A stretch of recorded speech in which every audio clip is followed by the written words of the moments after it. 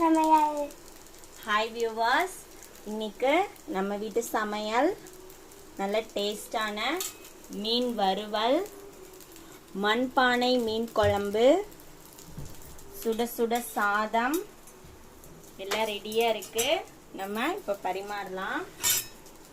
நல்ல சூடாக சாதம் போட்டுக்கலாம். நான் இன்னைக்கு ஒரு அவசரமான மீன் குழம்பு தான் வச்சேன். மீன் குழம்புல நிறைய வகைகள் இருக்குது.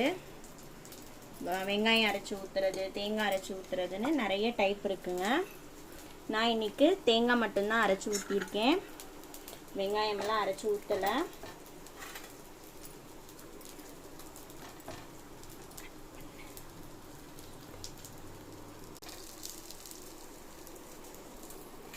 அவ்வளோதான், நம்மளோட மீன் குழம்பு, நம்ம வீட்டு சாப்பாடு ரெடி ஆயிடுச்சு.